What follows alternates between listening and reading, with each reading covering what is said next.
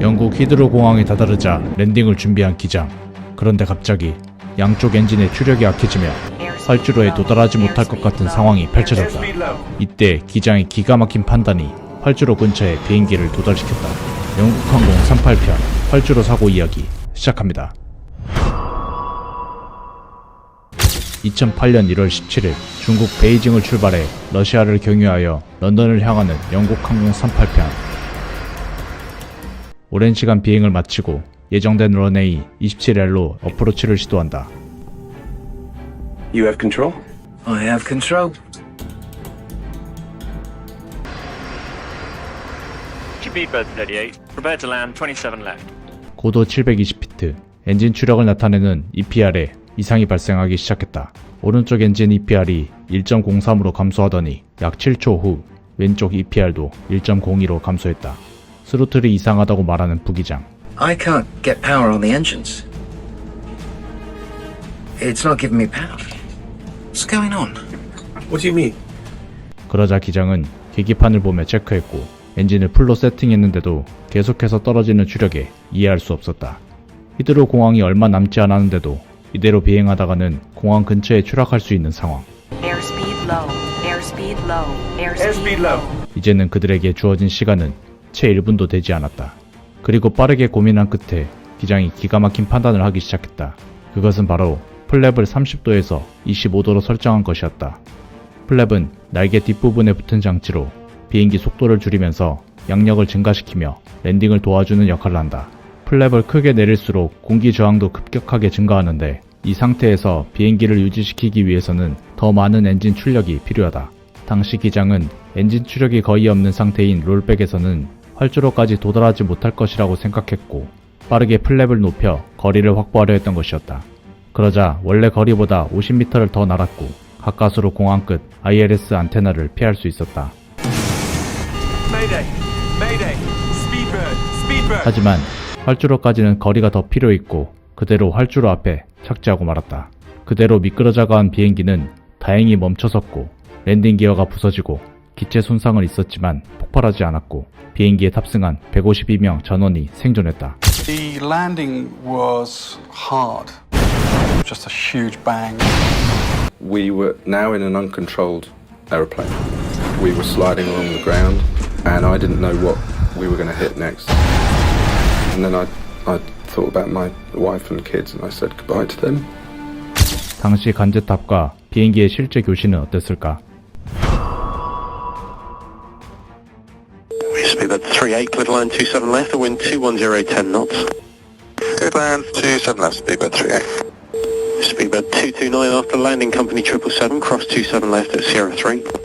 After the landing company 777, cross 27 left at Sierra 3, Speedbird 229. Mayday, Mayday, Speedbird 95, 95.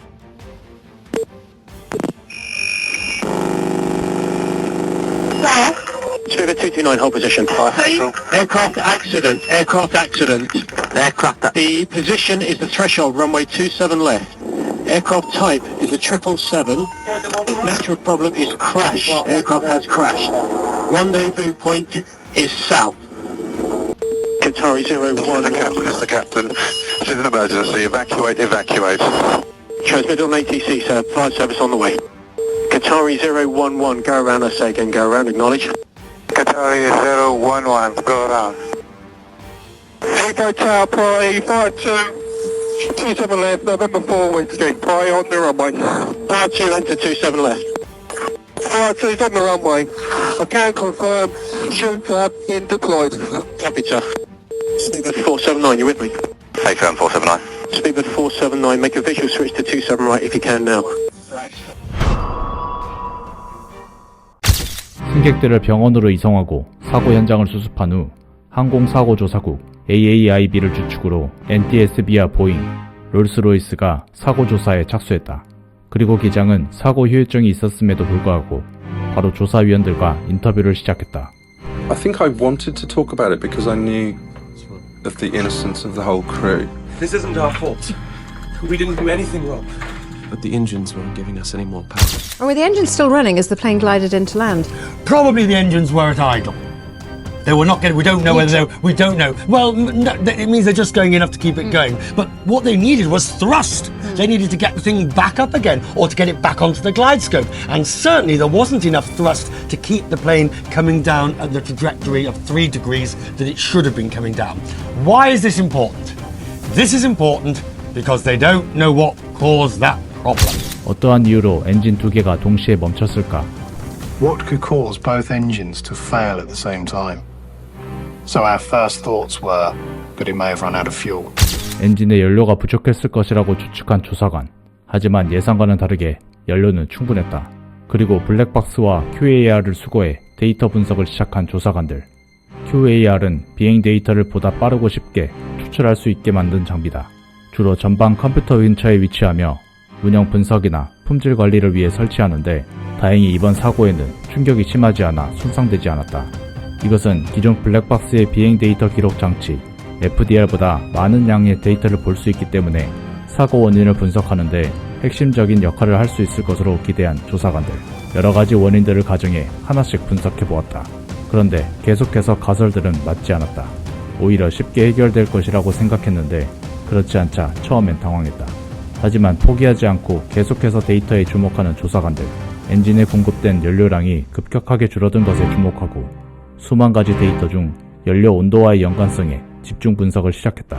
그리고 몇 가지 실험을 하며 특정 온도에서 물 25ml만으로도 FOH 유입구에서 심각한 흐름 제한이 발생할 수 있음을 발견했다. FOH는 연료와 오일 열교환기의 약자로 연료가 과열되거나 얼지 않도록 온도를 유지시켜주는 장치를 의미한다. 여기엔 수백 개의 얇은 파이프로 구성된 관이 있는데 이곳이 막히면 연료를 공급할 수 없게 된다는 것을 의미한다. 그리고 델타 항공 18편에서 유사 증상이 있었다는 내용이 접수되자 조사관을 파견해 분석을 시작했다. 그리고 마침내 결정적인 사고 메커니즘을 규명할 수 있었다. 스티키 레인지라는 특정 온도 범위에서 슬러시 형태가 파이프 벽면에 가장 많이 생성된다. 특히 3시간 동안 연료 온도가 영하 12도로 유지되면 치명적이었다. 슬러시 양이 가장 많이 생기기 때문이었다. 슬러시는 점점 열교환기 쪽으로 들어가 입구를 막았고 엔진 쪽으로 연료가 공급되지 않으며 추력이 떨어지게 된 것이다. 이때 오토파일럿 모드로 설정되어 있어 엔진 추력을 더 높였고 연료 배관에 많은 양의 슬러시가 빨려 들어가 열교환기 입구 쪽을 막아버린 것이었다. 사고조사위원회는 롤스로이스 트렌트 800 엔진의 열교환기 구조를 변경하라고 주문했다. 현재 열교환기는 돌출되어 있는 형태로 결빙이 일어나게 되면 그대로 쌓이게 되는 구조였다. 이에 롤스로이스는 평평한 플랫 타입으로 변경했는데 이렇게 되면 슬러시가 튜브 입구를 막더라도 아래쪽 뜨거운 표면과 맞닿아 빠르게 녹일 수 있기 때문에 열교환기가 막히는 현상을 예방할 수 있었다. 그렇다면 기장을 포함한 승무원들에게는 어떠한 조치가 이루어졌을까? 처음엔 영국 총리의 감사로 시작되었다. I think it's right to pay tribute to the calmness and professionalism of the British Airways staff, the captain Peter Burkill, for what he achieved in engineering a landing that protected lives. 영국 항공 최고 경영자인 윌리 윌시는 훌륭한 일을 해놨고 136명의 승객을 모두 안전하게 대피시켰다며 BA 메달을 수여했다.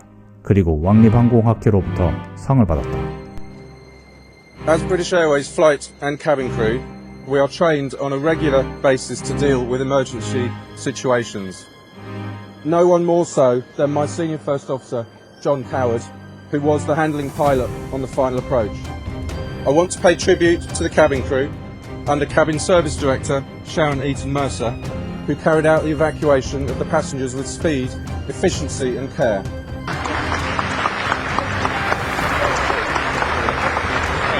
그런데 제대로 뒤통수를 때린 사건이 벌어졌다. 2009년 8월 영국 항공으로부터 해고 통보를 받은 것이었다.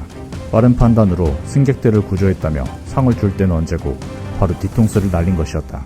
하지만 2010년 2월 9일 최종 사고조사 보고서가 발표되자 영국 항공은 다시 기장을 채용하였다. 앞뒤가 너무나 다른 태도였다.